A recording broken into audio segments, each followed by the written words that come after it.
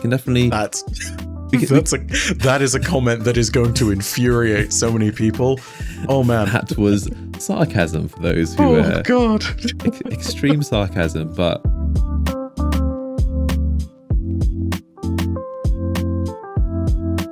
Okay, Bife, thank you once again for joining us on this marvelous episode. This will be probably quite a strange one. We're in that typical like Destiny, post-expansion, pre-reveal of the next expansion. So everyone's a little bit just like, what's the word? Restless. Very, very much in on turn, you know? Like, this is the point at which people start taking the break and realizing that there are, you know, other games out there that do exist, which, you know, fair enough to people who make that choice, because, yeah, there are great games out right now. Well, either taking a break or just sitting and being unhappy about the current game and wishing Destiny was different to how it was. But we'll get into that. But yeah, there is definitely quite a strange mood around Destiny. I'd feel like a little bit more than usual, but then again, this is year 9 of a 10-year game, so, you know, people are extra invested in this game, and especially as we're approaching the somewhat end of, I guess, this period of Destiny, people are getting, I guess, a bit more anxious, and especially after, of course, Lightfall, as we discussed, that was not the greatest of expansions, so people are a little bit, restless, to say the least, about Final Shape. But I think, the end of Destiny 2 is kind of the running theme of, I guess, all the discussions right now, because obviously there's the end of the actual 10-year story, the Light and Dark saga, which is the literal in the lore, and then there's a lot of discussion recently about, like, is Destiny 2 going to survive after the end of this saga, and is Bungie prioritizing Marathon over it? Will Destiny 2 survive if Bungie prioritize Marathon, and all that kind of talk? And yeah, there's a lot of like I said, restlessness is the recurring theme here around Destiny. But we'll get into that in our typical level-headed, rational approach. But before then, we do have some pretty good news to talk about as far as the Witness and the Final Shape. Some pretty big bombshells that dropped, which is, again, there's some criticism there, but it's mostly pretty good. And there's a lot to talk about, which I'm sure we'll get into. So wherever you're watching and or listening, be sure to, of course, leave a thumbs up or subscribe or follow on whatever page, Spotify, YouTube, Apple Music, Apple Podcasts, wherever it is. Drop some comments, let us know your thoughts on what we talk about. But we appreciate you for being here. And I guess the first thing we should get into is The Witness. A very strange cutscene came out. A very good cutscene, but I guess strange timing. You had your thoughts on that already.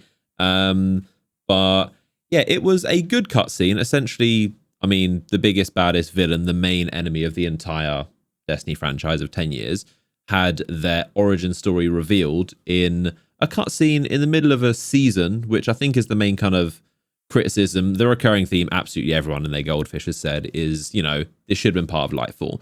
It was basically like it was a cutscene on the same, probably even bigger than the Witch Queen one, where you saw the origins of the Hive and how the Witness like tricked them, how that was like a big revelation. This is, I would say, I'm not sure if you'd agree, even bigger, but it was just this like mid-season thing. And Bungie has said how, you know, that was always the plan. We deliberately left. They even said we left Lightfall open-ended so that we could tell more stories in the seasons, but I don't think that's really the best call, because the time to do the big stuff is in Lightfall. A lot of players aren't playing during the season, so a lot of people would have missed this. I think as of right now, the cutscene on YouTube is 64k views, which is not a lot for probably the most important cutscene in Destiny franchise. Would you agree? I would agree. I think I'd agree with practically everything you put out there, from this should have been in Lightfall to it's a phenomenal cutscene. I think, you're completely correct about the impact of it as well. The Witch Queen cutscene was a big deal because we'd known those characters for a very long time. Nearly a decade's worth of story had built to that shocking revelation moment of like, the Hive had been lied to this whole time. But I think this is even bigger because, of course, it is all about the foundations of the very world. It affects the Unveiling lore, which was literally the closest thing Destiny had to a creation story, and basically sat there and said, no, this is all allegory, which, as far as retroactive continuity is concerned, is really consistent with the way the Witness has been operating.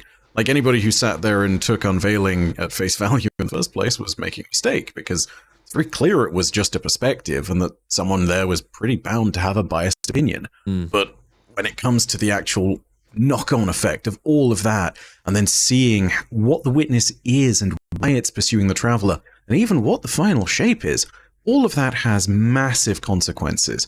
I think you're absolutely correct. Like, this is a way bigger deal when it comes to the actual impact of the cutscene than anything we've seen before, which, again, is why I think it's fair for everybody to make that criticism of this should have been in Lightfall. You know, there are a bunch of people who would have bought, and this I think is the real cut and thrust of what it comes down to. There are people who will have bought Lightfall, but not the story expansion season plus that comes with it and the extended edition.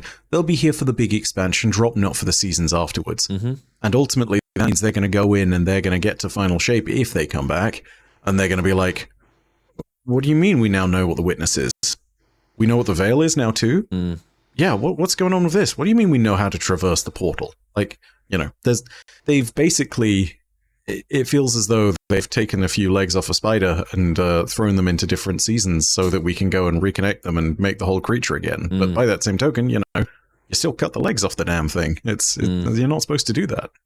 I don't know, like your point about like the bigger concerns of players being like, this should have dropped in Lightfall and it should not have separated the story out into seasons so they could continue to tell that story over time. I completely agree. Like, I'm a proponent of seasonal storytelling, but I don't think that this should have been the topics it should have been around. Like, create a complete story with the Lightfall expansion like they did with Witch Queen, and then expand topics out from there, and you're doing pretty well. But, you know, with this formula that they've decided to go with, every big reveal is going to be laced with that poison pill of this should have been in Lightfall. You know, like, we literally got the biggest story revelation we've ever seen in 10 years. We understand why our ultimate enemy is chasing the Traveler, what it is, and everything else in between, even down to the reason why it uses specific elements of darkness.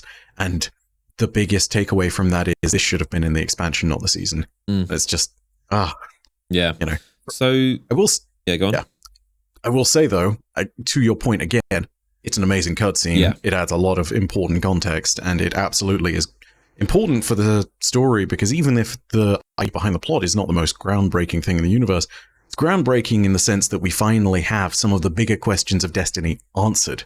You know, we know the darkness that we've been talked about for a long time is, and we can define the difference between it and the witness, and we can talk about everything in between. We know what the veil is, kind of, a little bit more, you know? Like, there's a lot. Yeah, that's what I was about to say. So delivery wasn't too great in the timing of where it was placed, but the thing itself is very, very good. So we actually found out what the witness is.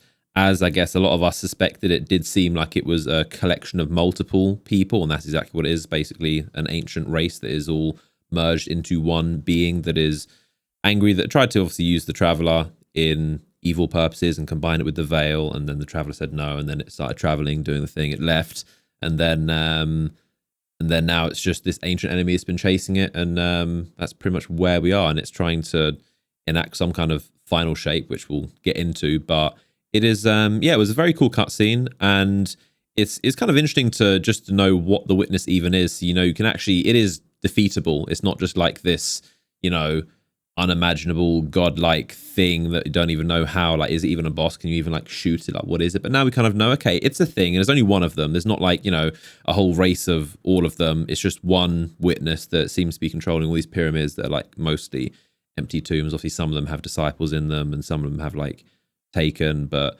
for the most part, at least we now know who the enemy is. We know it's kind of, it can be killed at somewhat, and they've talked about, you know, facing the witness, so we know it's going to be a thing that will happen. I guess the raid of final shape, we would assume. But it was strange. Still don't know what the Traveler is, which I guess is kind of cool. I think it's nice that it's a bit of a mystery, because I don't know, it's kind of like the magician never revealing its trick. The fact the Traveler has been silent this whole time for even 12 years. It was the first thing that was ever shown off in Destiny, just the white ball above Earth. It's Traveler's like probably the first thing ever shown off about Destiny, even 2-3 years before Destiny was revealed. Even in Halo, there was the image of that Earth. ODST. Yeah. Yep. So the Traveler is ancient as far as Destiny goes, but we just saw it like kind of buried underground on their home planet, which we still don't, I guess we'll probably find out why or what's the deal there, but it was just buried on the planet. So we still don't know what the Traveler is. We know what the Witness is. It is a pretty cool story. You can obviously draw ties. One thing I noticed, you can kind of draw similarities between, I guess, the evolution of any life in the universe of similar to the origins of humans. We were like nomadic and just traveling and hunting and moving around. And then once we found technology, which in our case was like farming and community and building towns and settlements, then you build up. And then there's this theme of the darkness, which I guess is kind of a metaphor for like corruption of using technology, getting a bit too smart for our own good, inventing things that kind of are to our demise, and weapons. And you can draw similarities between the story that I saw them say in the cutscene about just this race getting corrupted by power and then merging into one, which I guess is kind of similar to humans, becoming like globalized and all one with the internet, and maybe before our brains get uploaded to some AI cloud. But it's definitely a cool origin story. What do you think about the origins of the Witness and just the character in general? What do you think about that? I think it ties in really well with the ideas of what they've presented, with the idea of light representing chaos and darkness representing control. Yeah. And where the logical extremes of those run, because, talk about the homogenization of an entire people into a single being. You're effectively describing the control aspect really well, but it also runs pretty well with all the other things that have come with that, If you were to describe it in a political sense, it's a very dictatorial one, where you have one singular opinion that rules over everybody else. And it's very much in that line. When you look at the Witness and its tools, it desires control. The reason why it uses stasis as a darkness power as one of its core things thus far is purely based on the fact that stasis is the element of control. If you actually use stasis, it's manifesting in different ways, but it's about exerting your individual will on the universe. And that's a key element. It's not how stasis presents in its unique way, it's how that unique person controls the universe around them. The aspect of control through thought is also something you see in the Taken. They are literally hollowed out, much like the Scorn and the Wrathborn and loads of other of the servants of Xivu, Arath, and the Witness. All of them are mindless. None of them get their own opinions. They just serve without question, because that's what the Witness sees as the best thing they can do. It's all about that aspect of control. And they really honed down on that for a very long period of time. And if they continue on that particular front of things, they're really nailing those different aspects. I think as well, if you look at the flip side of the coin and talk about light and how it links in with chaos, there is a certain degree to which a lot of the things that have happened kind of make sense in the idea that the light is almost cruel when it comes to the chaos that it invokes and tries to portray, but also inevitably it does give decisions and possibilities to people. And the biggest example of that is the Lucent Hive. We literally had cutscenes of everyone in Zavala's office commiserating the fact that the Hive were also chosen. Zavala slamming his desk for very good reason, because that's, that feels like betrayal. But by that same token, the Lucent Hive have also kind of, and this is something I'm sure we'll get into as we kind of move on to the final end of the Season of the Deep and what that's leading to, they are also kind of leading us in the direction of we can now go through that portal. And without the Lucent Hive being what they are, and without the decisions of Savathun and her knowledge, we're kind of stuck in this place where we would lose, Like, there's a kind of brilliance to that contrast where it's really making us sit and question. And it ties into this idea of is there a correct side to this? Like the people of the Witnesses' original predecessor species, they were trying to control the chaos of everything. And there are so many times when the Traveler has done something and we've been like, I want to control that. I want to stop doing things that I don't expect it to do. And it makes you, again, blur that line between the light and darkness being binary representations of good and evil. And it shows like, hey, the universe is more complex. In that sense, the origin story for the Witness and how it links in with the Traveler is excellent. And I think that they've nailed some of the themes of that, even down to some of the deeper aspects of how the game presents and everything in between. Like, there's good stuff in there, like really good things. Yeah. But the only thing that's a little bit still can't fully get behind, and I'm sure they'll at least try and explain it, is the veil. It still just seems a bit like shoehorned in. The fact you've got obviously the Traveler and the Witness. The Witness has obviously been changed a little bit, but it's still, the pyramids is also ancient. Like 2012 GDC, they showed off, the pyramids and the black body with the white head, which is what turned out to be the Witness. But the veil is like this thing which is, okay, it's supposed to be as important as the Traveler, yet we only heard about it for the first time in year 9. So it's kind of like trying to be like, oh yeah, the veil is as important. It's the counterpart to the Traveler. It's as important, but you've only just heard about it in Lightfall in a very bad way. It wasn't introduced very well. So anytime they bring up the veil, it's just a bit like, okay, I still don't even understand what the veil is. And even if you try and explain it, it still just kind of should have been, we can obviously talk in shoulda, coulda, woulda, but the veil is just like, oh yeah, and the veil too is also trying to make us believe it's as important as the Traveler, but it's hard to believe that when the Traveler has obviously been built so well over a decade, and the veils is been out for a couple months, and it's just apparently as important as the Traveler. Yeah, I think I'd say this too. It's satisfying to a small extent, even with that poison pill of this should have been in Lightfall, to know at least why the veil is important to this equation, even if we don't quite understand what it is, The Witness wants the veil so it can make the portal, so it can go and accomplish what it wants from the final shape. Like, at least having that base thread of logic to it, even if we just had that in Lightfall, I think the rest of it could have remained a mystery, and you could have sprinkled in the different bits and pieces. I honestly sit here and I think if we'd at least been given the context of, this is why the veil is important, it would have been salvageable. Because honestly, there are so many different bits and pieces where Lightfall's questions and stories could have actually been mysteries that you might have wanted to unfold, and they could have been something that could have fitted. But it's that lack of a complete coherent story that really sort of like grinds it down to this point of, well, we're nowhere. That's the real frustration for it. I'd also say the veil what we've learned about the veil thus far, and all the lore stuff that has presented itself over the last bits, and the sort of the notes and the books that we get from even just like the veil missions that we've been getting every single week, all of those have started to build a really fascinating story, and the idea of what the veil is tantalizing. But I'm not going to lie, there are some really awesome potential ideas that could fall out of it.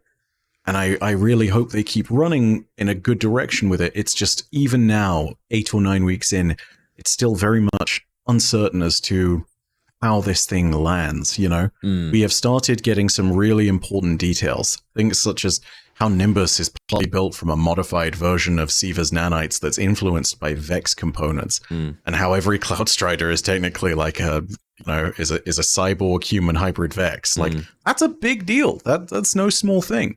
But then there's also the other bits in between where you're sitting there and you're learning about what the Neomuni did with the first few people that truly interacted with the Veil, and how Maya Sundaresh and Chioma Essie's relationship is really starting to deteriorate because, like, there are some scary threads here.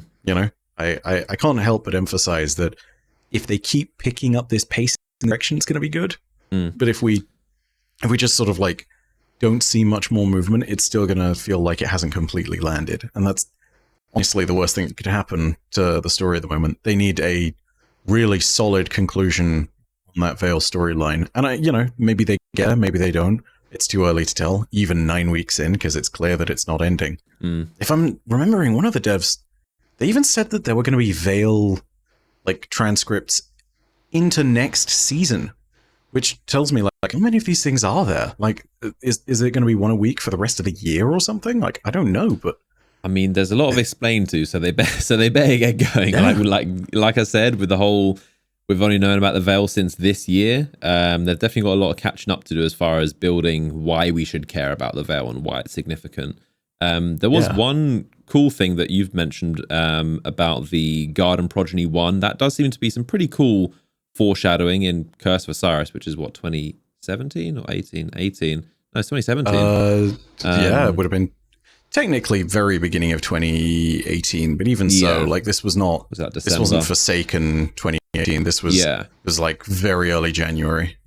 Early. I mean, obviously the expansion most of us have blocked out of our minds, but for that to be the first weapon, and it's the weapon that Osiris uses in the cutscene, which is pretty, I mean, it's a pretty bad weapon in general, but him using it, we never really thought much of it, but the fact that it has of all the symbols, it's the one with the circle and the pyramid, and it obviously has the flavor text about two siblings carved apart. So it does very much seem like that was talking about, you know, the Garden progeny, which is obviously the, or would assume, the Witness's original race. So that does seem to be like, I always talk about, like, I enjoy when Bungie are able to plant a seed and then like 5 years later revisit it, as opposed to just shoehorning something and they thought of yesterday and being like, oh no, this was here the whole time.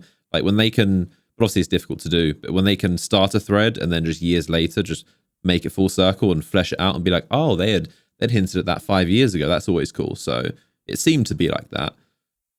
Yeah, I got to agree. Dropping in those the relevant story beats where possible, and then building them into something that is coherent and creates this really cool reveal however many years later.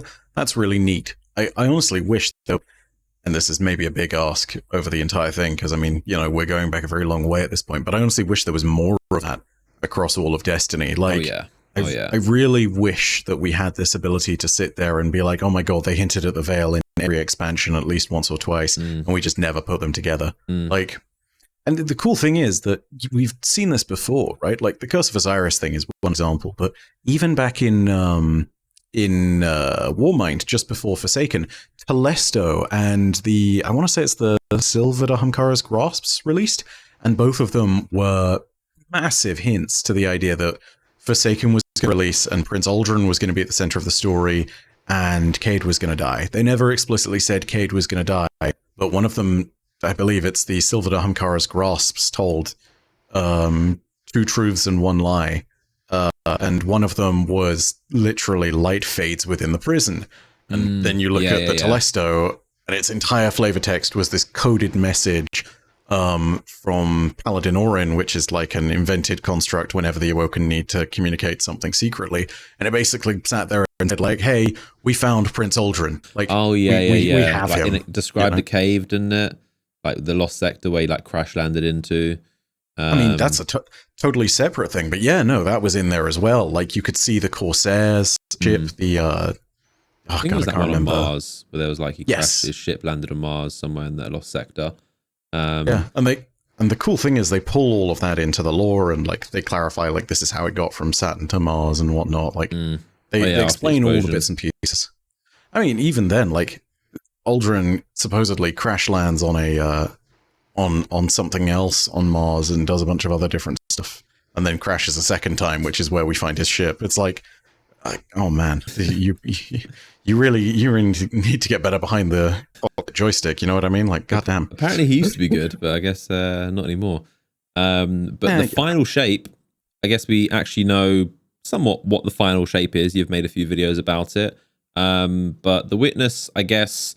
My blunt understanding, he's an extreme perfectionist that wants to perfect the universe, and I'm not sure if this was, again, you can probably explain it better than me, but from what it sounds like, it seems to be like final shape is some kind of heat death of just wiping out all life in the universe and creating perfection because life is too imperfect. And can you explain like what exactly is the final shape and what is the Witness's goal? Because we saw a bit about that in the cutscene. A lot of those ideas are bound up inside the idea of the final shape, right? Like, in order for the final shape to happen, lots of those things need to be happening as part of the process, right? But the ultimate reality is that the Witness has seen the good that the light can bring, you know, bringing life and bringing growth, whilst also seeing the good that the darkness can bring, which is imposing control over the chaos of the light. And this was their original objective as the predecessor species from the Witness, you know, or before the Witness rather, was to impose control on the chaos that the light created so that they could make a better universe. And they went as far as to state that this is our purpose as a people. This is why we exist, which is why the Traveler leaving them was such a huge deal, because essentially it looked at their quote-unquote final shape, this reality within which darkness and light can coexist in a manner that allows control over the fabric of the universe. The Traveler said no. And that's the thing that they've been hunting this entire time. Because again, the light brings chaos. It's this thing of all the different elements can lead to life and can lead to growth and can lead to expansion, can be linked to sorts of things like movement and the ability to understand the fabric of space itself. They're also destructive, you know. Solar not only is, I think it's the best example, but solar not only is one of those things of like, you know, the light of the sun bringing nourishment to plants, literal photosynthesis, but also it's fire. Yep. It's the explosive heat that can come from something. It's literally burning something down. Yeah. And, you know, even as there's this thing of like, yes, but from ash, there's good nutrients that comes along and then things grow again stronger. It's still chaos, and it's still something that I think would need to be controlled. And clearly the Witness agrees. And it's one of those moments at which you can start to see the bigger themes of Destiny rolling in around these characters and these ideas. But that's essentially the final shape. It is this vision of a perfect universe that is controlled. The final shape has only changed in the respect that all of the things that you named previously need to happen in order for this new order to play out, right? So for starters, they need to subjugate the Traveler, because ultimately it's not letting them get to this place where they're able to completely control the universe using both darkness and light. It's also that moment where you recognize that the Witness is going to have to roll through everything that opposes it in order to do this, and is probably going to wipe the slate clean in the process, because this universe has been created on life that is built from light as well, and is not built within this image of its perfect control, where it's able to say, hey, there's no need for suffering here. One of the quotes the Witness drops is actually something along the lines of enough life, enough death. And it's one of these moments of like, you can kind of vaguely understand what's going on there. You know, it's this thing of sitting there and saying like, hey, everything in this universe has suffered, and it's suffered because of the way it exists. We need to close all of this out so that we can actually present something new in the universe which will be better. Which I think this is a really big, interesting argument, and where some people would most definitely have kind of different thoughts about it. And it's this. There is no guarantee the Witness is right.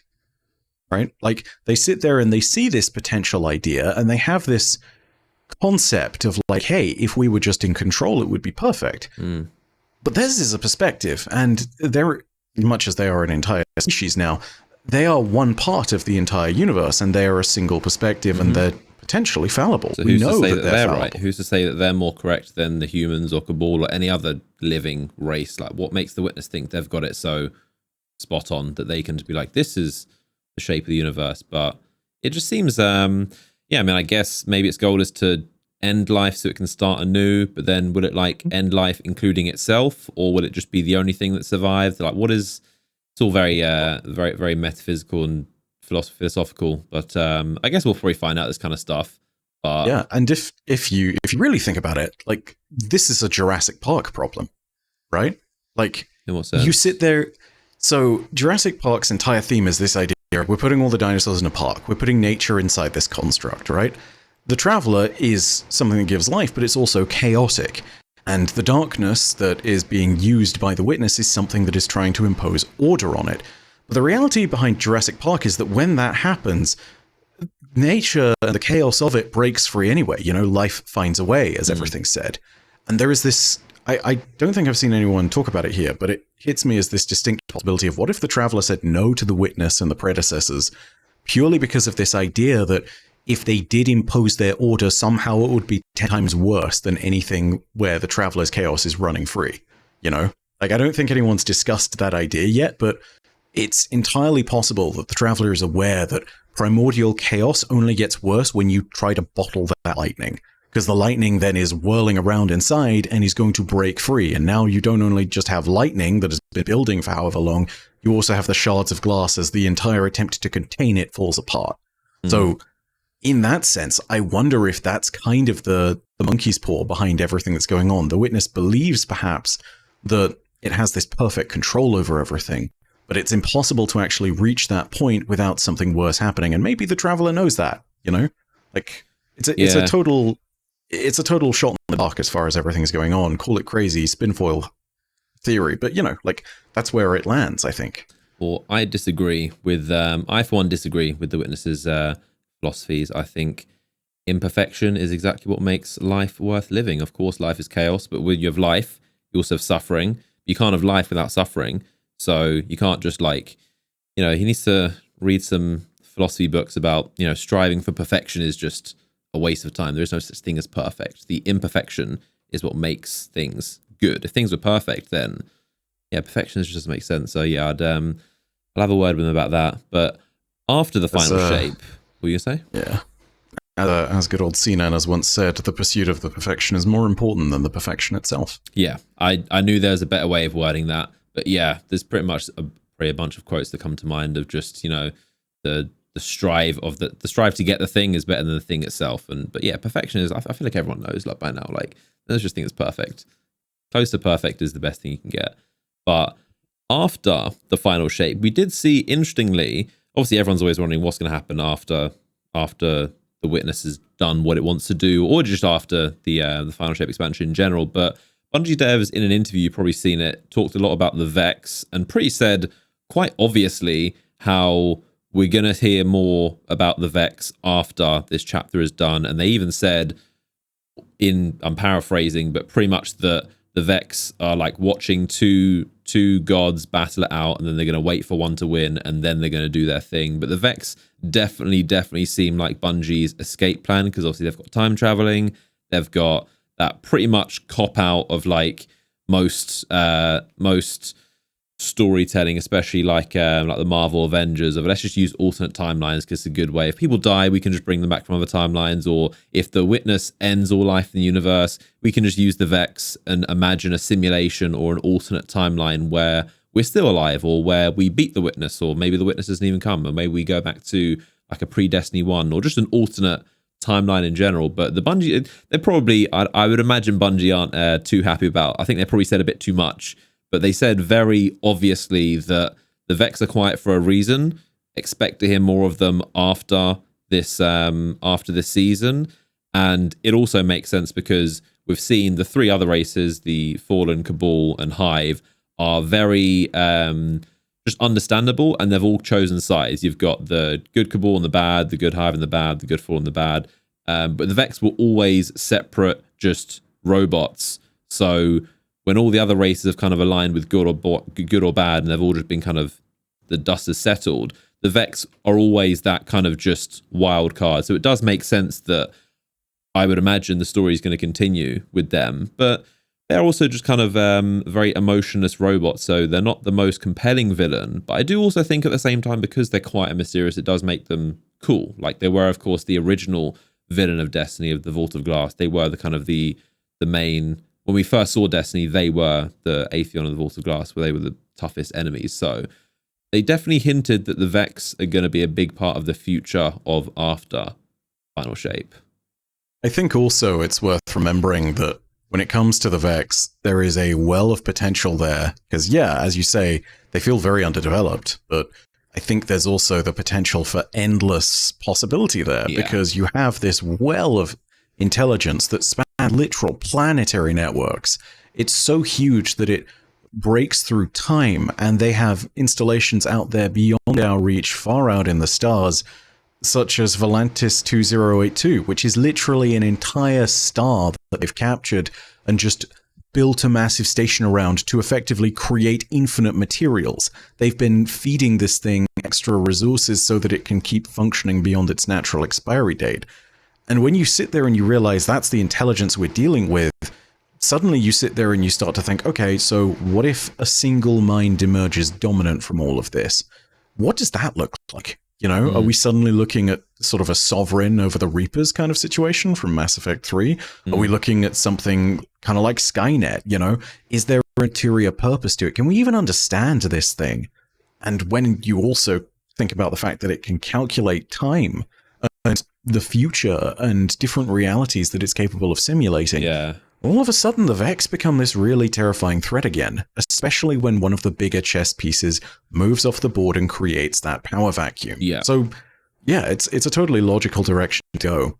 I also don't think it's the only one, though, you know? Like, there's a ton of story that we can still sit there and tell inside of Destiny that is compelling enough Like, if we are going to step outside the bounds of the Sol system alone, I think there's a very obvious call between the Cabal and the Hive, which is that if Xivu Arath survives the final shape, we're probably going to be sitting there seeing the Cabal of Keitel's collective remaining forces trying to retake Torobatl, probably with us at their backs, as a big alliance move, We will probably have that being a massive pitched war between the Hive and the Cabal, which we will take part in. And in itself, you throw the idea of a liberation campaign on top of everything, and suddenly it's like, oh yeah, this is a big deal. All of a sudden it makes a whole ton of sense why this would be a cool storyline to go down. Or you could just honestly pull out any number of the weird little things that Destiny has waiting in the back ends of its plot. A lot. Mara still has an Ahamkara egg that's taken somewhere in the back of her court. Do we know if that's going to hatch? Do we know what will hatch if it does? Is it corrupted? Is there something she can do with it? We don't know. By the way, what are the Aphelion? The Aphelion are something that's out there in the universe that are a weird anonymous threat that nobody seems to really know about. We've no idea how big a deal it is, but they seem to kill everything that comes across them, and everything avoids it. Like, no one knows why. And then the Worm Gods. They're still out there. They're still doing their thing. We could potentially help the Fallen retake Reese and then resettle everything. Like, there are a lot of loose plot threads. I don't think they'll run out of story anytime soon. It's just about making it compelling. Yeah, Mara in general, she is, I would imagine we'll see more of her in Final Shape, but for someone so powerful and interesting, definitely haven't seen much from the old Queen. But they did say very much so the future is Vex. And they said, when it concludes, they'll be in a position to do more stuff, and they're kind of waiting for a winner. So that did seem pretty interesting. As far as obviously a while back we saw the Final Shape cutscene. What did you make of Cayde's appearance in that? And do you think like Ikora's just imagining him? Is it just kind of a vision? Do you think Cayde is going to come back like as some kind of ghost? Obviously he's fully dead, but do you think we'll see kind of this ghost-like flashback version of him? That's kind of like maybe a dream, or Nathan Fillion's involvement? How much do you think Cayde is going to play a role in this? So I think Cayde is going to be integral. Honestly, I didn't know what to make, much like a lot of the community the first time I saw it. But more and more I'm starting to think that this is a version of Cayde that is from our timeline but has somehow been salvaged by light. And I think also there's something that has been slightly talked about in the community, but I don't think I've seen anyone make a major video about it or anything. So I'm going to go ahead and talk about this now, because I think I know what's on the other side of the portal and where it is. Right? If you're like me, I'm sure many of you guys find reading walls of text are not the best way to absorb new information, but we all know the mental and career benefits of always learning and keeping your brain sharp. Brilliant.org changes this by gamifying learning and making it interactive. So you learn by doing these puzzles, games, and challenges, and actually earn XP so you can see progress. Brilliant have thousands of lessons of math, science, coding, and the all-important AI, which these days are the most valuable skills for the highest paying jobs.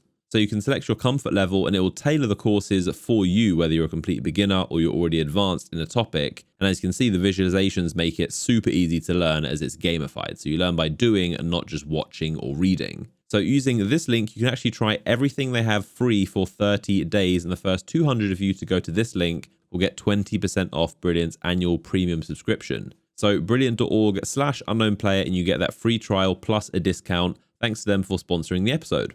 So, in the portal, there is a river, or rather in the final shot where Cayde is looking over the landscape with Ikora, and they see the portal off in the distance, and it's just this big field of like savanna and sort of loose steppes, right? There is a river that runs through that. If you take a look at the cutscene where they show off the origins of the Witness, the same river appears in one of the shots as they're building their city and their civilization. And you can line them up pretty close. Like, they follow the same curvature and everything. Here's the thing about that. If that's the case, then it's possible that we're looking at the Witness's homeworld, the predecessors and everything that's going on there.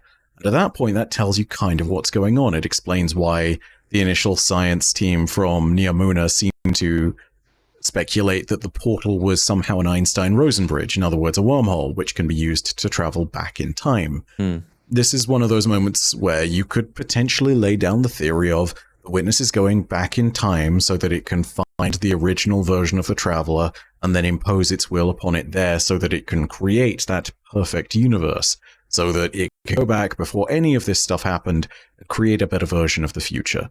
You know, if that's true, you know, one of the places it would find it would be on its home world. So, yeah, Sounds the portal right. in the site.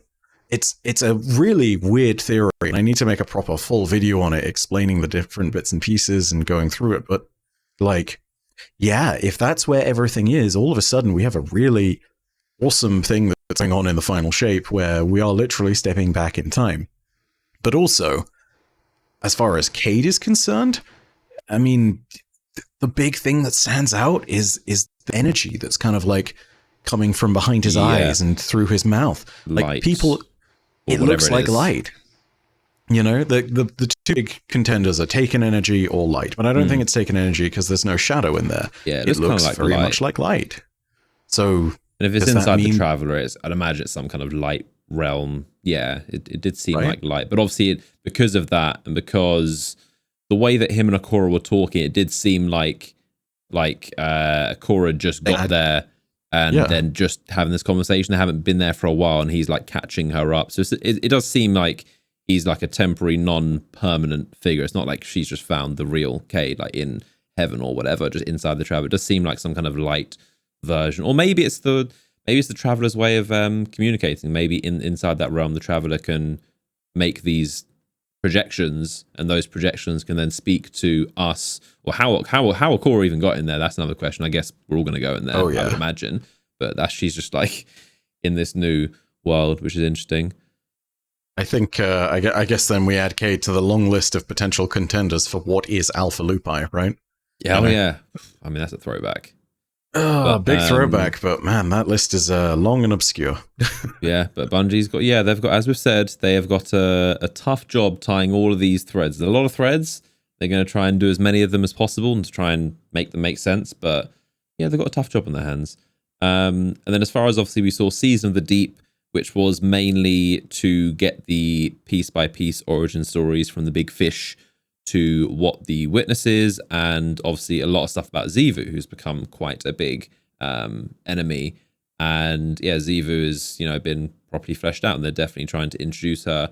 When do you think we'll even see Xivu? Because you would imagine that the witness is the main villain, and you would imagine that the witness is the raid boss of Final Shape. But where would you imagine this big showdown with the God of War would be? Oh, God. So I think that we can separate those a little bit, because I think the first time we see Xivu is not going to be the same as the time when we actually get that massive showdown, right? I think that we will actually see her properly first time in the flesh next season. Even as just like a projection, I think that's the point at which it's going to come along, because inevitably our next season is going to be resurrecting Savathûn. Yep. I don't think that I don't think that her story ends there. I think that it's very clear that Xivu is a character with some longevity to her. They're building her very heavily at the moment, which means that a reveal is probably very close. I have to presume that it comes along at some point, either during or after Savathûn's return. But Xivu Arath getting revealed soon, I think, would make sense. It ups the stakes, and it makes for a very compelling seasonal plot hook, too. If it is that, though, I don't think we see the massive climactic showdown of Xivu at some point during that season alone.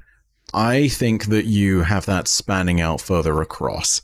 And even if it does turn out to be the case that Savathûn turns Xivu away from the witness, I still hold this idea that she's not necessarily going to be our friend, Like, her hive brood might abandon the witness, and it might be the biggest upheaval in the system ever since. There might still be some hive that technically hold loyalties to the worm gods, and we could see a new realm of, ascendants that get buffed up to kind of take the place of the original Osmium trio. But even so, when you actually look at Xivu as a character, she has narrative legs, so to speak. She's got a long way to walk before she gets to anywhere conclusive.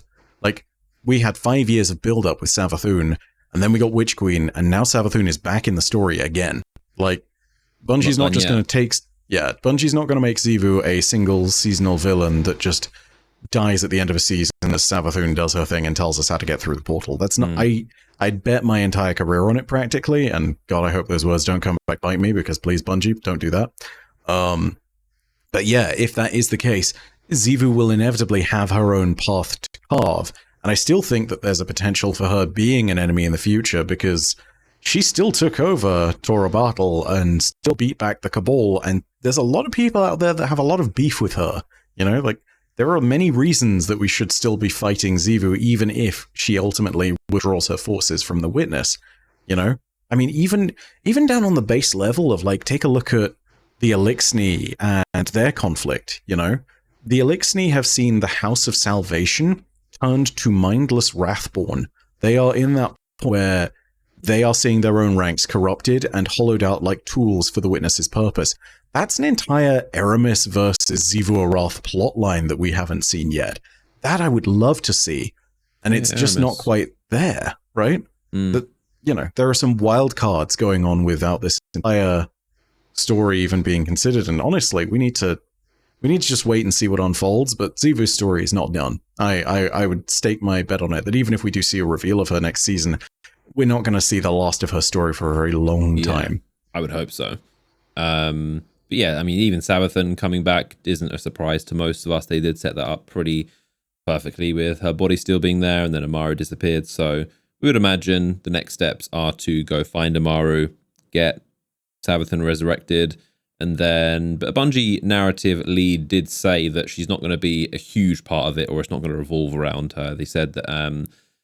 she's going to make an appearance, but it's not going to be, you know, Return of the Witch Queen is going to steal the thunder. It's still very much about, obviously, Xivu and the Witness, but Savathun will be a part, but they said not, like, a huge part. Don't expect her to be another main character. So we're going to just use her to, I guess, get to the portal, and then that'll be Savathun's role, it appears like. And then besides that, we had, obviously, the revelations of the Witness, which was a pretty big deal. Again... It was definitely Bungie's goal to slowly drip feed that narrative out through the season. But again, we would probably, I think most people would agree, it would have been better done in Lightfall. But we've said that about 17 times already. And then as far as beyond that, the current discussion in Destiny 2, there is a lot around the theme of Bungie abandoning Destiny 2. And I mean, there's been a lot of stuff in general about, you know, people on Reddit are unhappy about there being no community manager, which I found kind of interesting because there is a community manager. I mean, they're making like the Destiny 2 team, and they're kind of trying to not put one person in the limelight to just get all the wrath of the Destiny community, and they don't feel like there's enough communication between the Destiny community and Bungie, which I don't know if we're ever going to get on the same level. I think people keep comparing it to how things used to be. And 5-7 years ago, things were very different. The game was different. The community was different. And even social media in general was different. But these days, things are very different. And I don't know if people are going to... I mean, that's kind of a running theme with a lot of the hot debates around Destiny right now. But I don't... It's a lot of people just wishing things are the way they used to be, say, 5 years ago, and not really realizing that just things change, and things, just the way that the game is, the level that it is, and also how Bungie runs the game is more of a business. And we'll get onto microtransactions on that as well. There's a lot of things that just Bungie won't really budge on, and it's just kind of like a business decision, which I get is definitely harsh because it's unfortunate to see, because obviously games originally should be art and just about making the best possible art form. But then you have the huge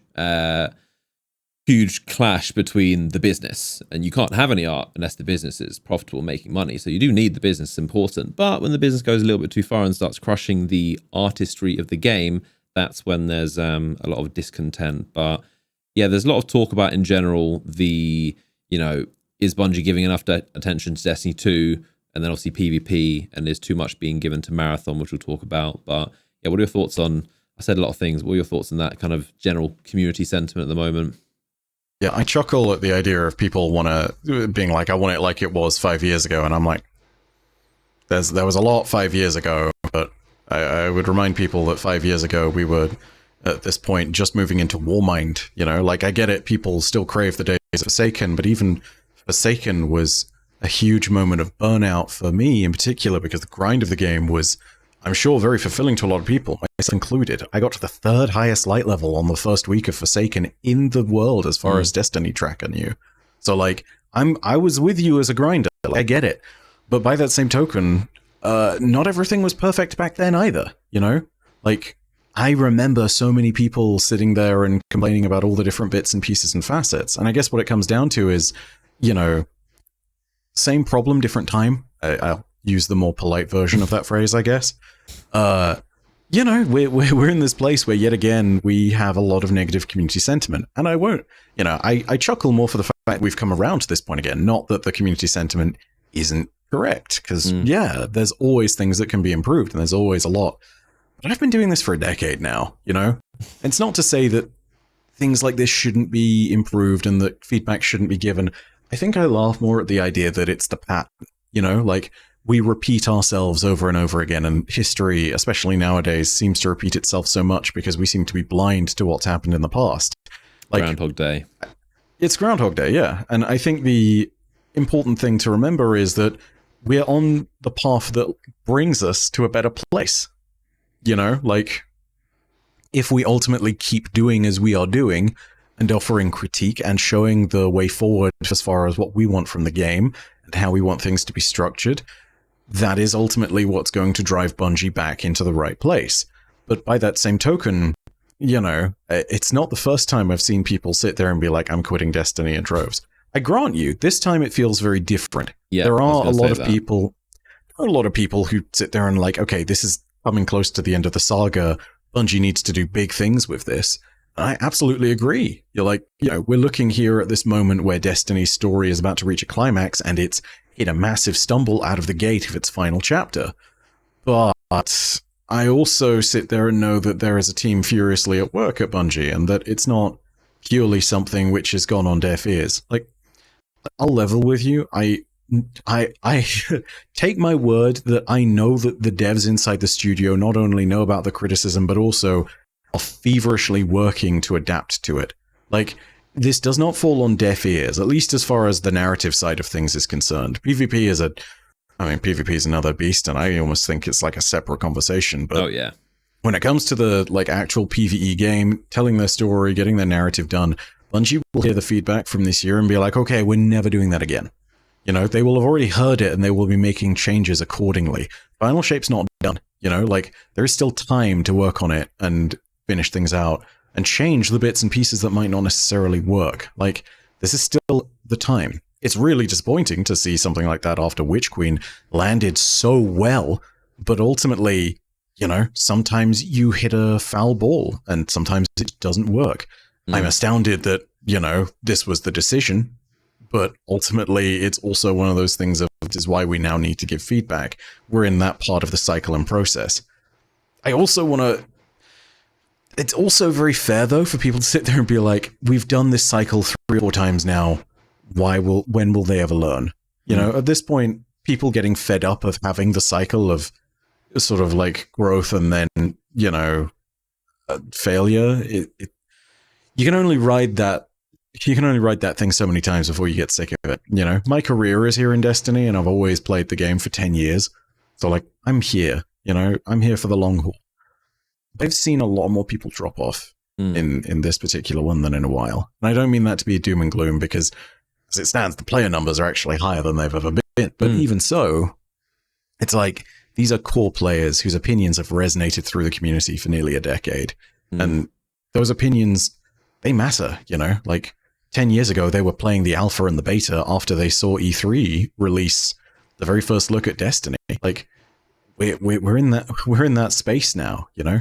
Yeah. Granted, technically 9 years ago, but you get my point. It's nearly a decade. Potato. I mean, a lot of players have come and go. A lot of players and content creators. Like, we look at who's playing right now and what content creators are big right now. But if you were to look at the entire actual decade of Destiny and all the content creators that ever were, like, what we have right now is only a very small, I don't know, maybe 20, 30%, maybe even less. It's just a complete wild guess of how many have actually been here, but just thought either moved on to another game or to another content creation, different channel, different career altogether. People have grown up and had families, and as is normal, people move on. Like, you know, I might have a favorite musician that you listen to, and then 10 years later, you might not be on them anymore, or a favorite TV show, or it's very normal. That's also another thing that, again, I can't stress enough, and people get so bent out of shape about not enjoying something they used to, but it's like, if you get a decade of enjoyment out of something, then why can't you just appreciate that it was a good thing? And like, not everything does come to an end. Even all of us, unfortunately, one day. I hate to say it, but like just things that like a lot of people just really cling on to how things used to be, and I've definitely seen a lot more just sentiment around the end of Destiny. Is Destiny dying? Is the decline? But I think a lot of that is, as we've said, it's normal, a little bit higher than usual. But I think that's just because of where we are, because people kind of see that, oh, we're at year 9 out of 10, and even though we know Destiny isn't really going to end after it, it might get strange. It might be different to how it's been up until this point.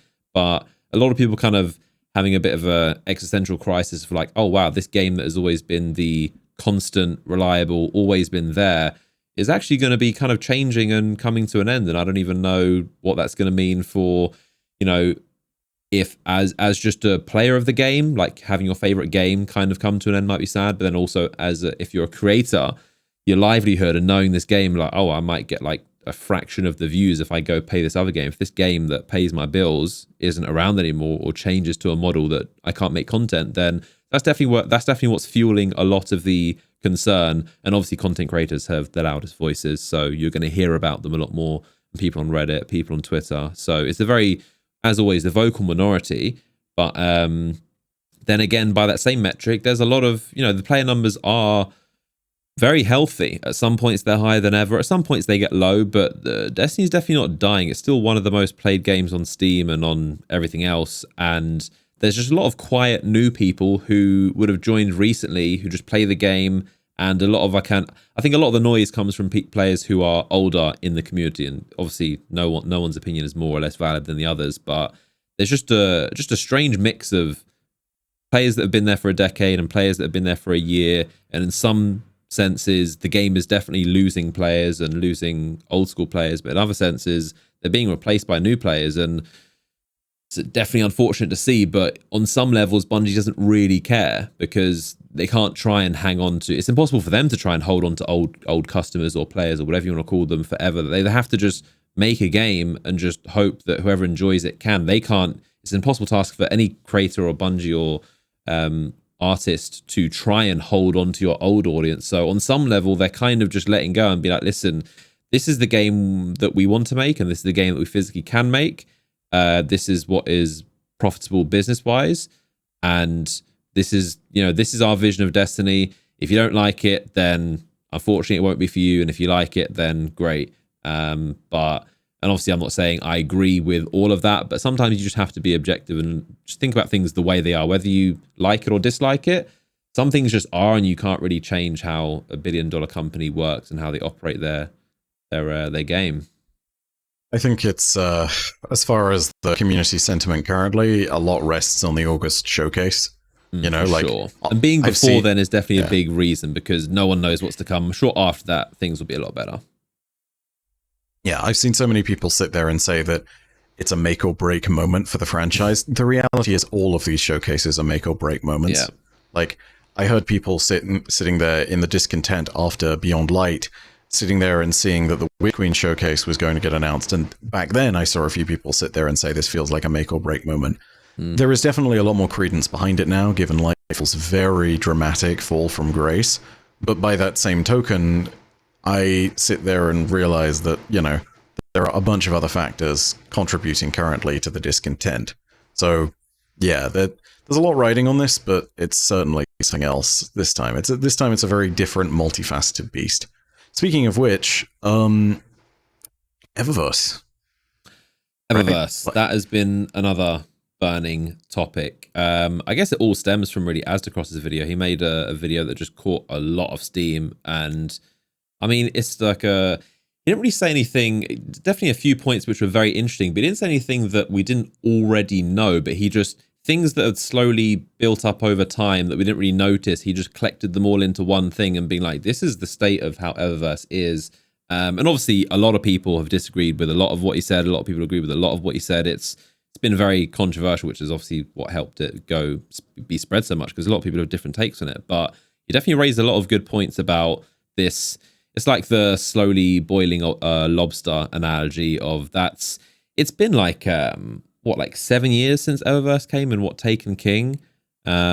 maybe even more. But we've just seen, and Destiny's such a weird game, such a weird just things that you can buy and armors. It's a very, very weird, unique game. So when they introduce things that you can sell, it's kind of like, how do I feel about this? Being able to like buy ranks here, or being able to buy the deep sight things, or being able to like have these little shortcuts, or buying a cool armor set versus an ornament, and then there's a price. It's such a, like, knowing there's so many different forms of microtransactions in Destiny, and there's no game like Destiny.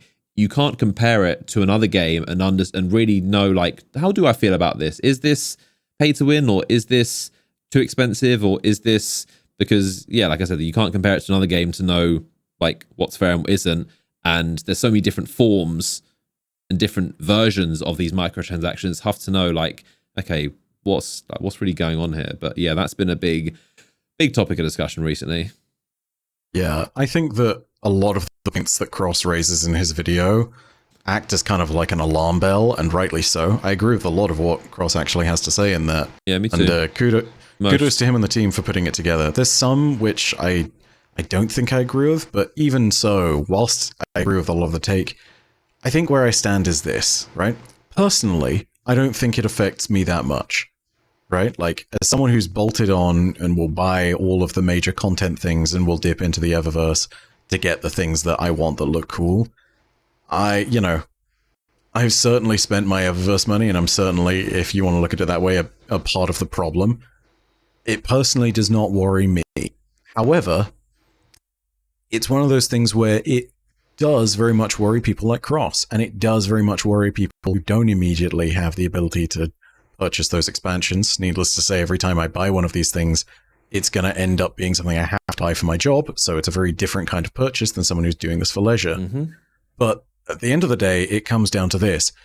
My opinion does not matter, and I hate to say this bit, so hear me out before I say it, Cross's opinion and the opinion of those people who are not buying this as a job and not something that supports them along the way, their opinions technically don't matter as much as mine either. Like, I don't think many of our opinions really matter, to be honest. The big thing that does is the overall consensus in the form of money being spent, and I think Cross raised this exact point in the video, not only that if you want to go ahead and see practices change, vote with your wallet, but also that gamers are routinely terrible at that. Yeah. That we have very little discipline when it comes to things like that, Like, we have seen how the bar has slowly shifted, and how, whilst a $60 game has remained relatively consistently to $60, or more recently in times $70, but now people are okay with the idea of buying a $10 video game skin. And how in some instances, because you're buying it across 3 classes in the Eververse store, and some of these things are $20, you can buy some of them for 2,000 silver or something like that, you're suddenly looking at this case of like, okay, these 3 skins now, even if they are cool, need to represent the value of me buying a $60 game. And that's a very hard square to circle, and it's one of those moments at which, as long as gamers continue to accept it, Bungie will continue to do it. Yeah, exactly. This is very much the they are a company moment. Mm-hmm. That's not an excuse, it's an explanation, if that makes sense. Yeah, absolutely. It's the thing of, we live in this kind of society, and until the rules of that generally change, there's not going to be any sort of immediate change to this. Honestly, Eververse is going to continue to be a thorn in the side of things. I would love if Bungie, and I'm call me 99% sure that it's not going to happen, and this is one of those things where it's just like, anyone who's in the situation where Bungie is, I don't think would make any decision other than this.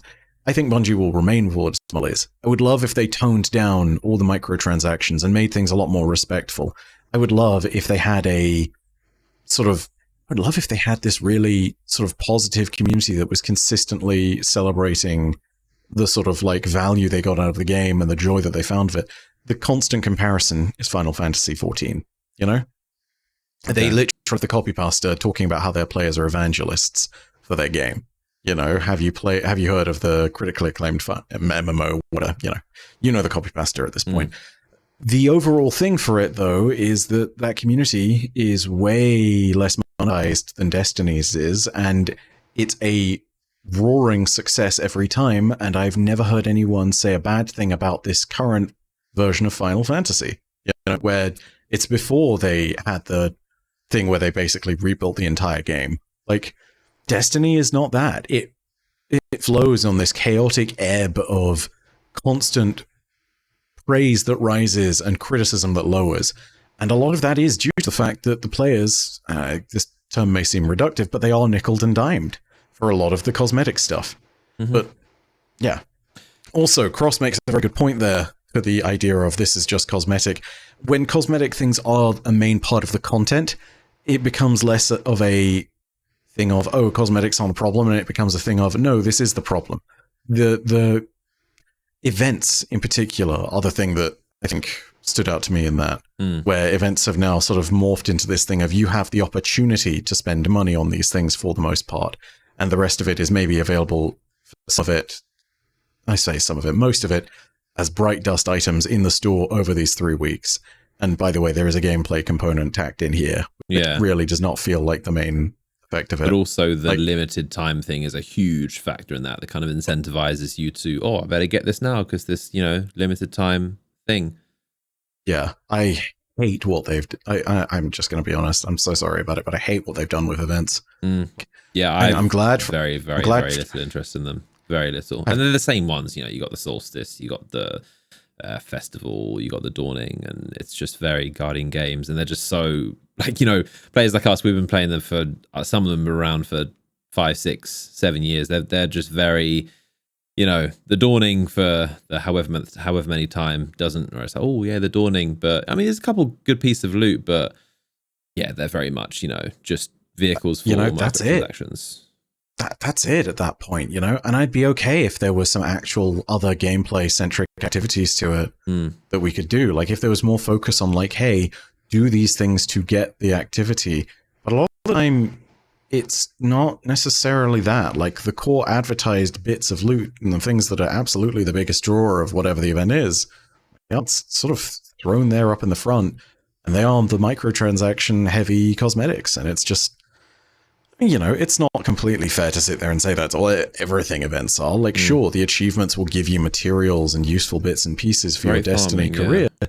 It's a decent time to farm auxiliary stuff, but having one weapon added in each different iteration of a seasonal event and seeing the activities not necessarily change in any meaningful manner, not seeing fresh content added to these events is really what hinders this.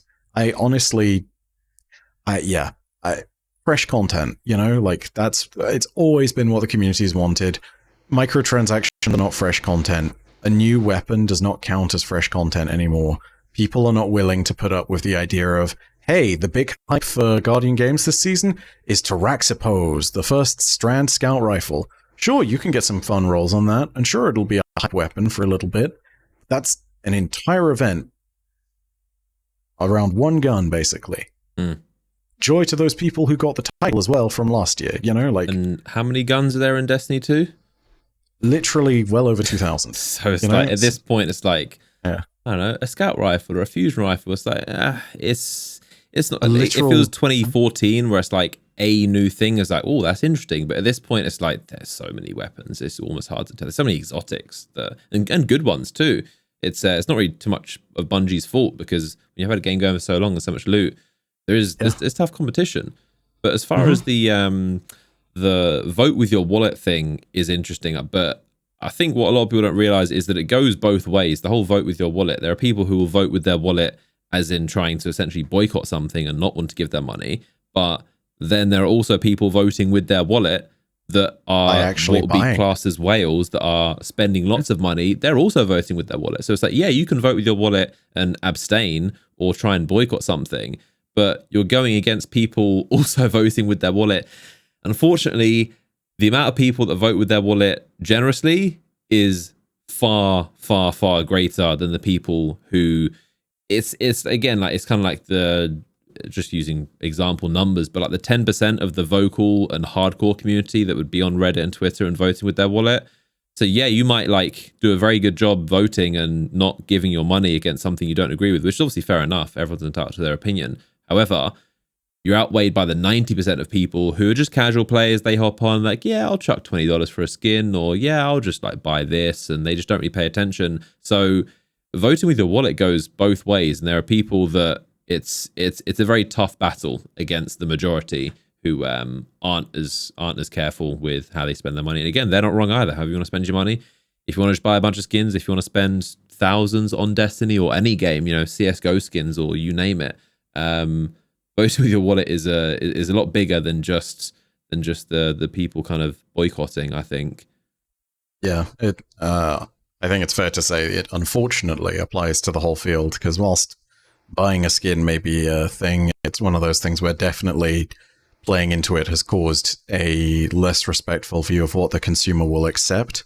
It is definitely about putting boundaries. And I say this as someone who's dived into the Eververse, like I most definitely have quite a few Eververse items on my account. And like, hey, they're great stuff. And in some instances, Bungie has made the point of like, this helps. This used to be the thing they talked about ages ago. They used to say like, hey, this helps us to fund the content that we create. Yeah, like the exotic missions. Then funded the Outbreak Prime or Outbreak Perfected mission. It's like, okay, if that's the way that we're going with this, I can still sort of accept it. But it's now so many things. It's like, where does this end, and what does this give us? And it's not even just a slippery slope. It's very obfuscated. Like you no longer see the direct correlation of what your money has really gotten you or what the thing is, right? Like. And I think this is the big differentiator between them and someone like Digital Extremes, who they do Warframe.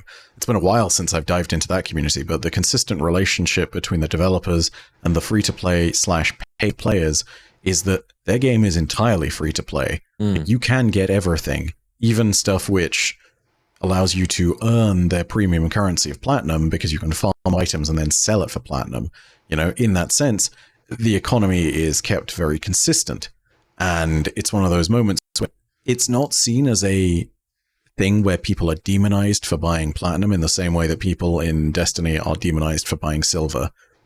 I've literally been party to a conversation where, Reb, one of the previously community manager, now much higher up position at DE, I was with them at a Gamescom party where it was literally the Warframe party, and one of the players had a cool interaction with her where they were like, hey, I really loved this cosmetic thing that I got. I also paid for a bunch of plat on this particular thing. And she said, thank you, that paid my salary. And it was just this really weird thing of like, what other community has that interaction? Like, this player is someone who has made that choice, but also it's a direct one-to-one.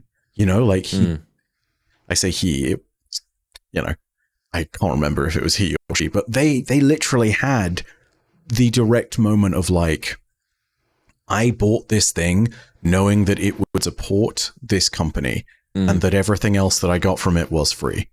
Like that to me is such a crazy interaction. It just highlights that big difference. And granted, years ago, but still that principle is the same.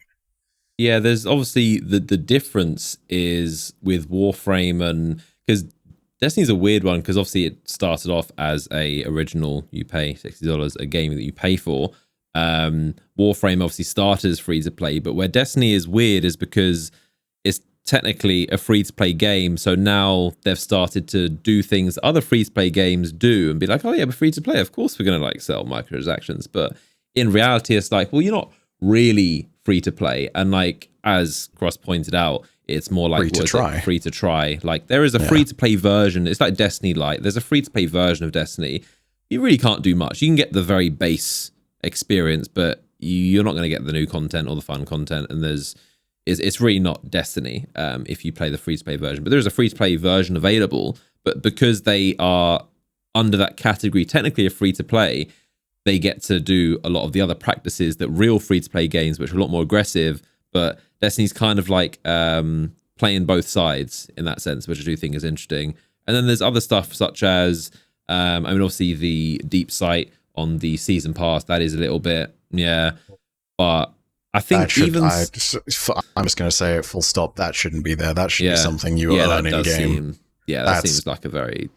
To help you get god rolls, that seems, totally ridiculous.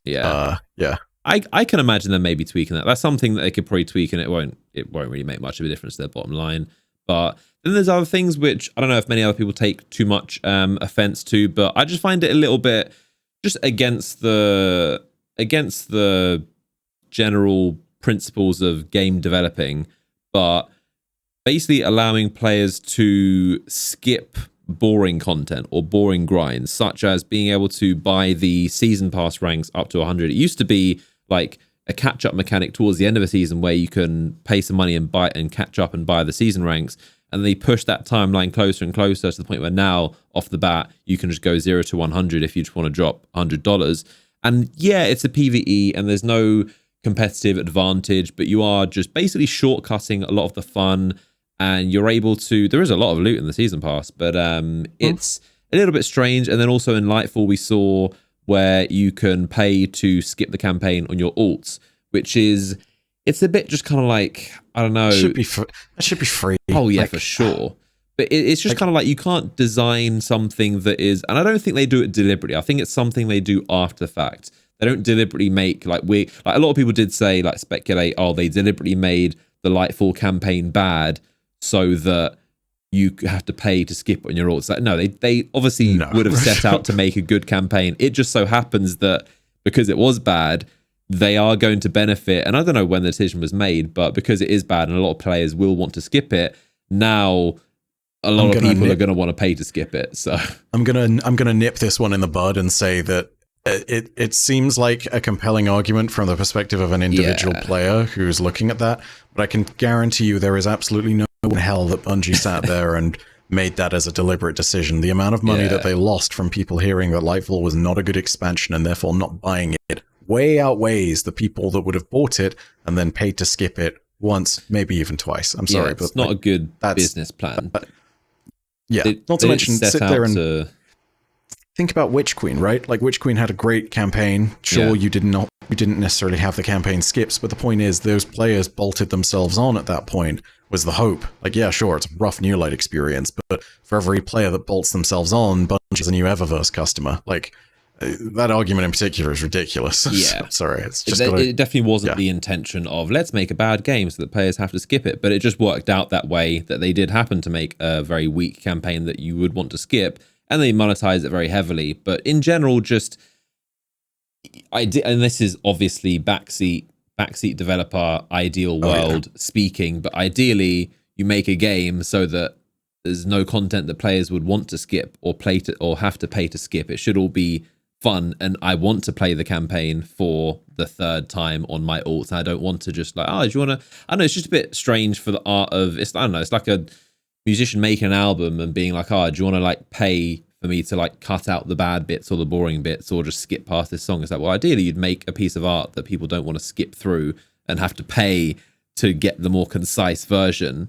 But yeah, that's a little bit strange. But again, it's not like a pay to win advantage. It's just a, you know, game development critique of there shouldn't be stuff in the game that players want to pay. If I don't know, if people are paying their own hard-earned money to skip something, I'd be kind of offended, and I would want to fix that ASAP and make there's many things they could do to speed it up and to make, you know, if you just complete the campaign on one of your characters, it does it all. But then again, they're not going to do that now because they now have a revenue stream of letting people skip the content. So they don't have an incentive to fix that because they're turning down millions of dollars of how much revenue they'd make off of people skipping it. So it's just like I said, it's a weird area of the things that you can pay to do in Destiny is so strange and it's hard to keep track of all of it, but they all have just weird consequences. Yeah. Man, it's, I mean, the entire microtransaction and monetization conversation around Destiny is forever going to be a raging fire that I don't think the devs will put out unless there's the only way they put it out is if Bungie makes more money than God somehow through something and decides somehow for some reason to not make more, which is not how a company operates. Yeah, it's just kind of against. But the thing with it will be that or overwhelming community sentiment to the point where they see their bottom line impacted. You know, that's the only way that you actually effectively see change. I just wonder if it's even possible. I think I'm right in saying this because you can see the evidence. How often has Bungie actually addressed Eververse or apologized for it, which they're never going to do, or made real back changes. Like there has been huge backlash. I remember the XP throttling thing. There's been so many moments where there's been backlash, but Bungie have very much just ignored it and say absolutely nothing. And that isn't like, a lot of players get annoyed about that. And obviously it is justifiable to get annoyed at that. But again, getting angry about things is not going to solve something. He's trying to understand, okay, why are they doing this? Why is Bungie just seem so tight-lipped and refuse to say anything about microtransactions when it appears like there's millions of people online talking about it? Why do they still not care? Why do they seem emotionless? The truth is because, like I said, all this outrage is still only maybe 5-10% of the overall player base. And there's 90% of the players that are playing that don't even know or care about this stuff. And they're voting with their wallets. And for Bungie, let's just say just made up figures. Let's say Bungie is making $250 million in a year off of microtransactions. If they were to implement, if the community came up with a list of demands, which I'm sure there've been many, and Bungie were like, okay, we're going to implement these demands and we're going to scale back eververse. And let's say instead of $250 million in a year, they made 200.